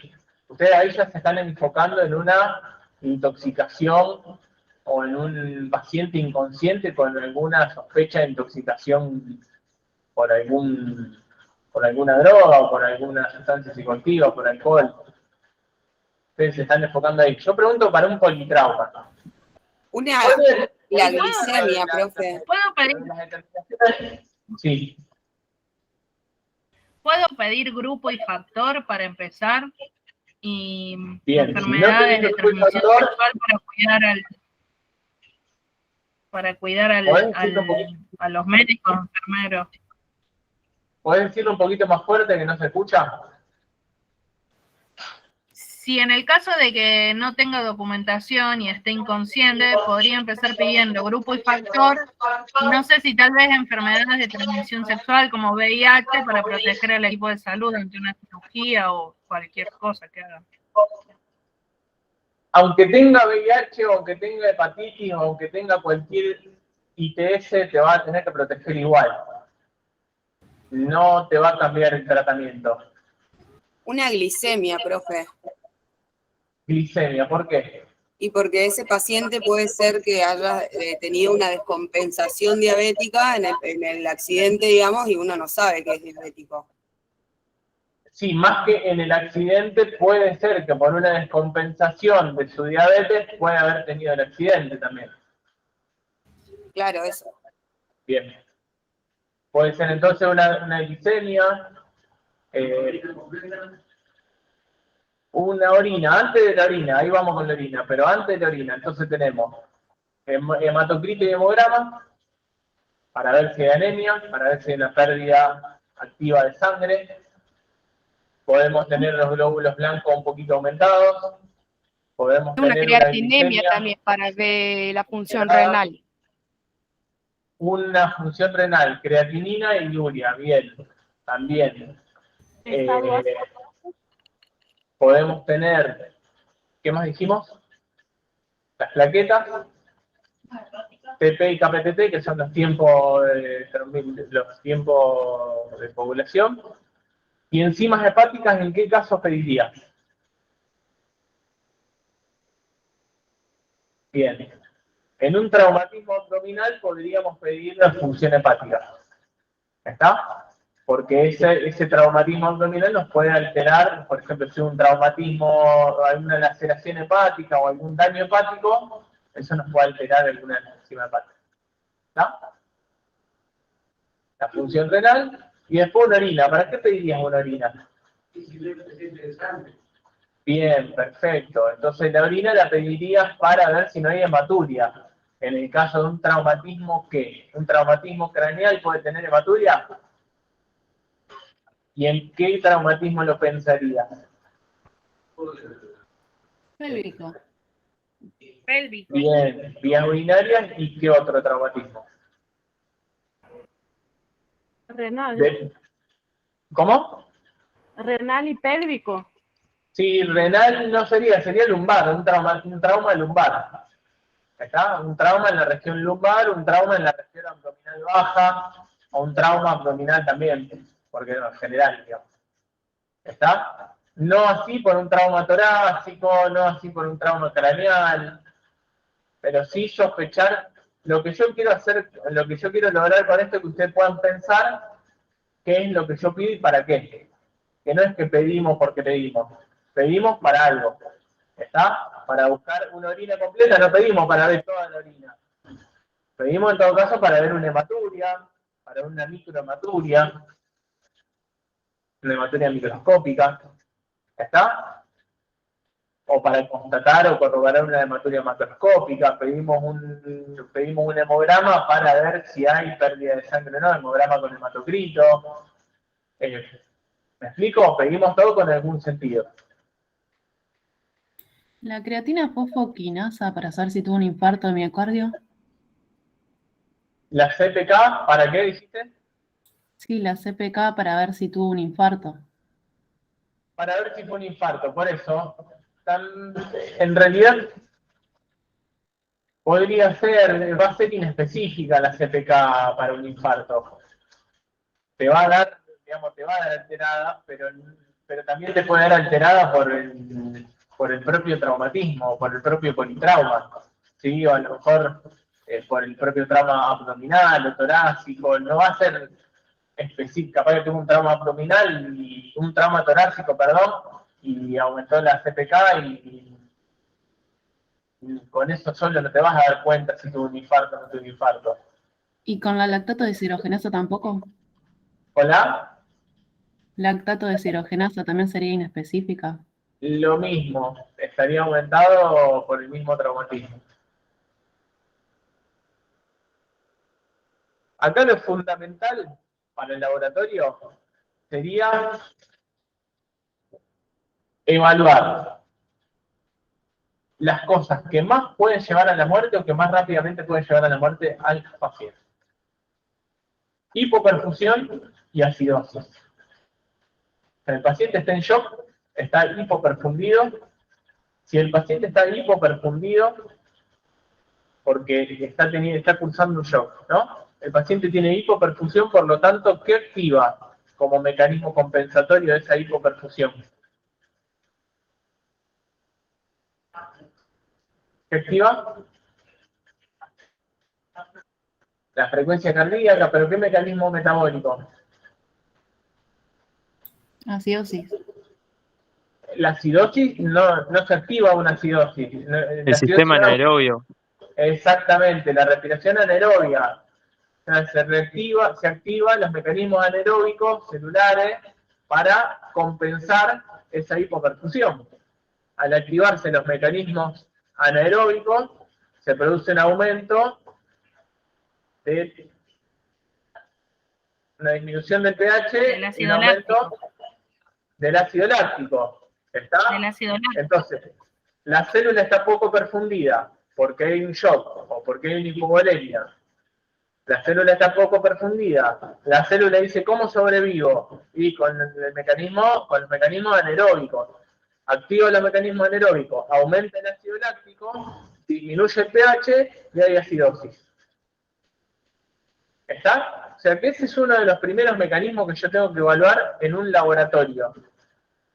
Y eso lo evalúo con un estado ácido-base. ¿Ok? No hace falta de la sangre arterial. Si es de la sangre arterial, está bueno, tenés un poquito más en realidad es mejor, pero con un estado ácido-base por lo menos para orientarte sobre el pH de la sangre. Y después para ver las otras determinaciones también en la sangre arterial, que es más para ver la oxigenación. Entonces, hipoperfusión y acidosis con un estado ácido-base. Hipotermia, que en este caso no lo voy a terminar con el laboratorio, lo voy a terminar con el termómetro. Coagulopatía, por eso está muy bien pedir las plaquetas y los tiempos de coagulación. Hipoxia, que es más o menos lo mismo, en realidad que entra dentro del mismo combo de hipoperfusión y acidosis, hipoxia, e hiperglucemia. ¿Está? O sea que en el laboratorio, acá, como principal, como una causa, como cuestiones que nos pueden llevar rápidamente a la muerte,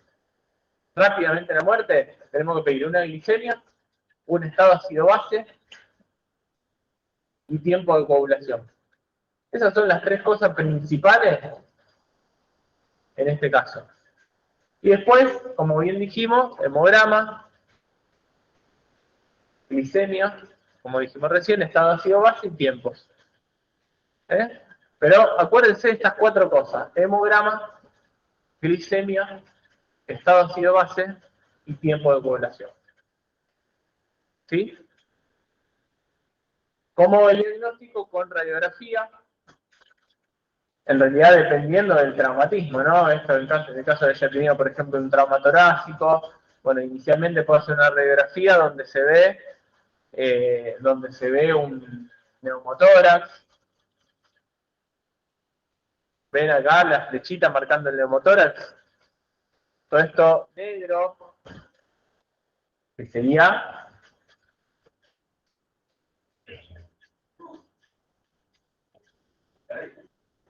aire, es aire, pero ¿cómo se dice? Radio lúcido. Acordate que cuando está negro es radio lúcido y radio opaco cuando está blanco.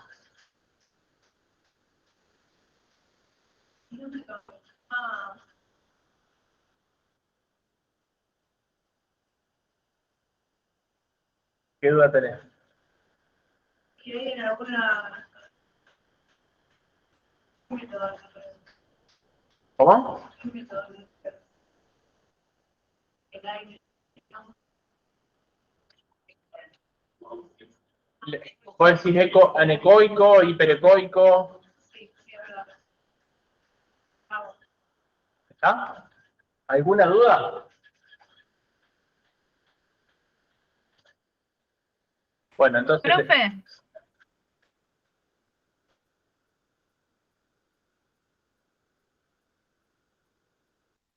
profe,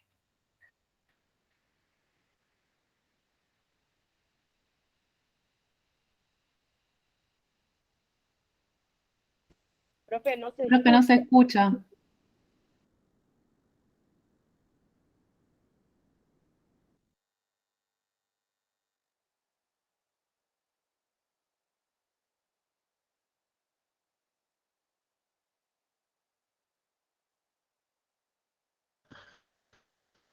¿Ahí se escucha? Sí, ahora sí. sí, ¿A dónde quedamos?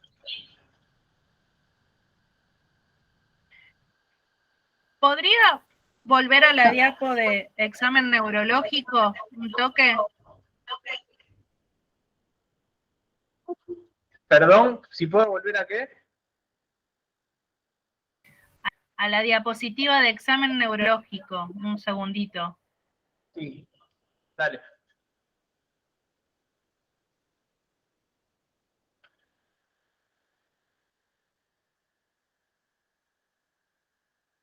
¿Esta? No, eran dos antes de laboratorio. ¿Esta? ¿Examen Sí, neurológico, hijo? ¿Esta decís vos? Esa. Sí, gracias. De nada. Entonces, tenemos el laboratorio estas 4 determinaciones y tenemos entonces tenemos en una radiografía, vemos la radiolucidez, ¿sí? Y vemos, o sea que evaluamos si hay neumotórax. Y otra cosa que evaluamos es de otra forma de evaluar el neumotórax es con la radiografía de abdomen, directa de abdomen de pie. ¿Ven acá? Bueno, en realidad esta toma todo el tórax, pero también en la directa de abdomen de pie, donde toma también parte del tórax. Si no, con esta de frente, de tórax de frente, ven que hay una parte del abdomen donde está el hígado, y ven que hay por encima del hígado. Un signo de medialuna. ¿Cómo? Creo que es un signo de medialuna. Es un signo de media luna y acá también está. Fíjense del lado izquierdo, cuando pueda mover el cursor del mouse. Fíjense del lado izquierdo, también está muy chatita la media luna. Pero fíjense que hay, que está la cúpula diafragmática, ¿sí? Están las cúpulas diafragmáticas, y por debajo de esa cúpula diafragmática hay como una media luna. ¿Ven? Bueno, ese es el signo, ¿cómo se llama? El signo radiológico. Signo de Popper. ¿Está? Ese es el signo de Popper, que es el signo de la media luna, que nos marca cuando hay aire en la cavidad abdominal. El aire, lógicamente, tiende a ir para arriba, se acumula por debajo de los diafragmas o del diafragma, se ve mejor del lado derecho, por la elevación del diafragma derecho, o de la parte derecha del diafragma, y y se ve el signo de la media luna. Radiológicamente el signo se llama de Popper y semiológicamente cómo se va a escuchar a la percusión ese lugar. Timpánico. Sería timpánico o hipersonoro. ¿Está? Esa hipersonoridad que se va a escuchar por debajo de la cúpula diafragmática se va a llamar signo de Schober. Entonces el signo semiológico de la media luna es signo de Popper, y el signo radiológico de la media luna es signo de Popper y el signo semiológico es el signo de Schober. ¿Está?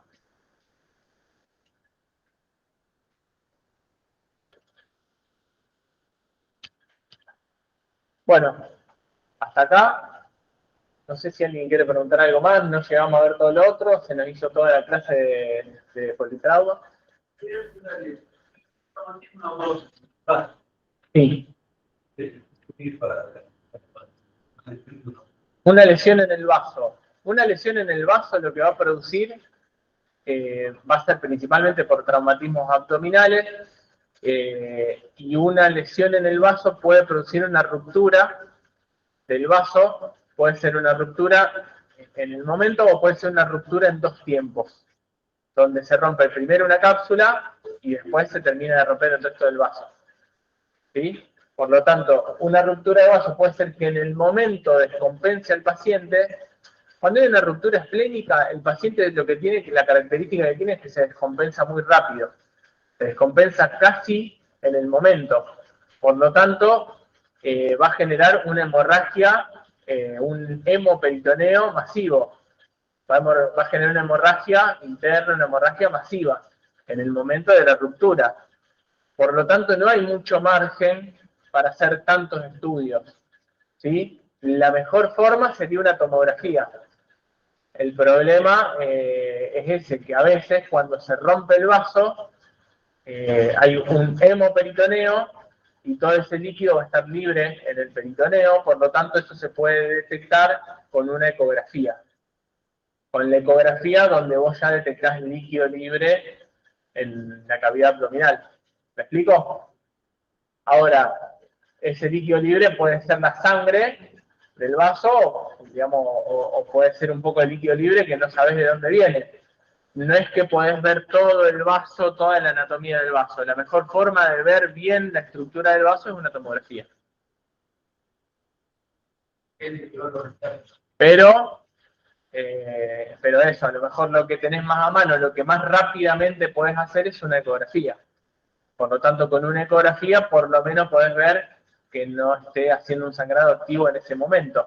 Pero sí lo que puede pasar es que haga una ruptura en dos tiempos, que se rompa primero una parte del vaso y que toda esa sangre quede contenida en ese momento. Vos le hacés la ecografía, no encontrás líquido libre, pero de golpe llega un momento que se termina de romper todo el vaso y toda esa sangre se vuelca en el peritoneo. Entonces vos hiciste una ecografía, no encontraste líquido libre y a los 5 minutos el paciente se está muriendo porque hizo una ruptura del vaso en dos tiempos. ¿Me explico? Es importante que la ecografía no te va a garantizar que el paciente no tenga nada en el vaso. Lo que te va a garantizar que el paciente no tenga nada en el vaso, por lo menos con lo que lo vas a ver, es con la tomografía. Vos sabés que con la ecografía en ese momento no hay nada, pero capaz que en 10 minutos sí.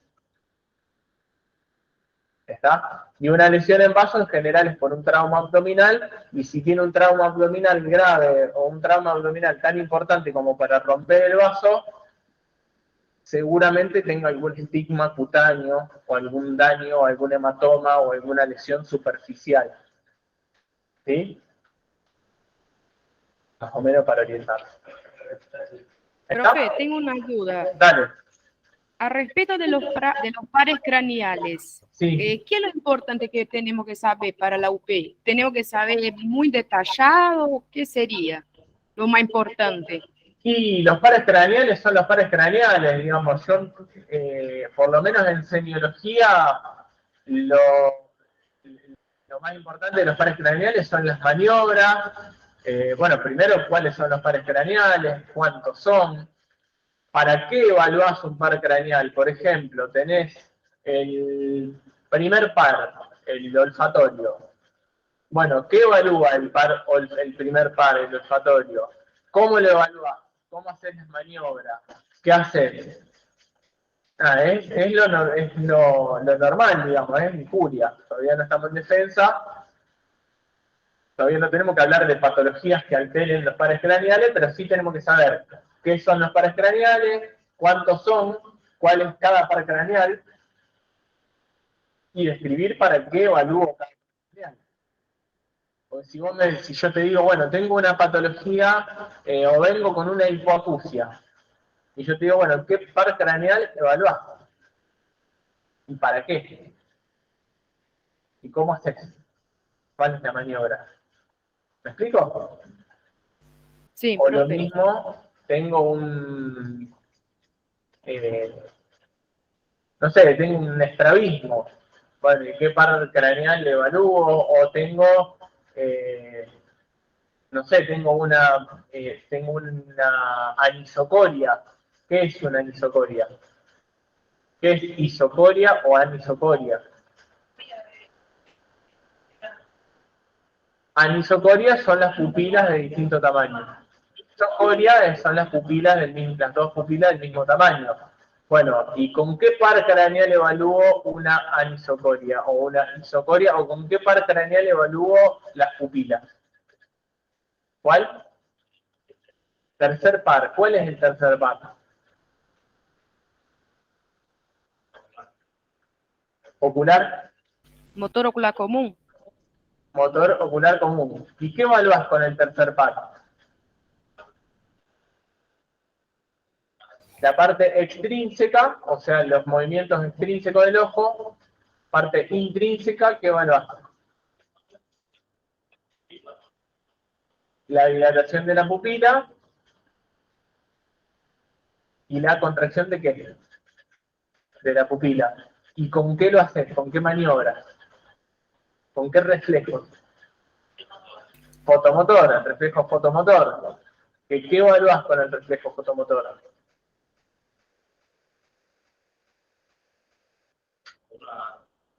Evalúas eso, la contracción de la pupila en respuesta a un estímulo luminoso.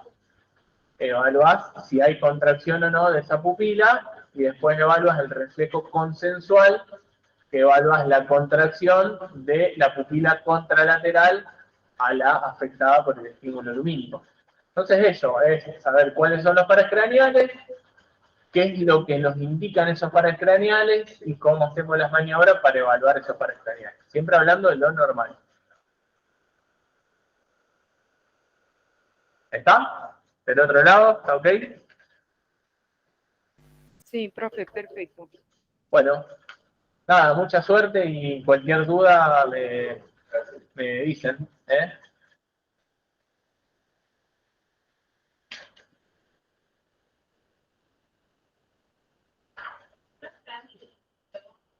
Gracias, profe.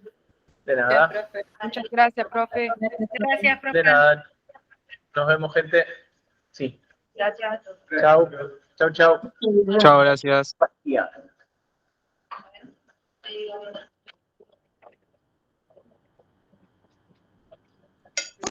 Gracias, profe.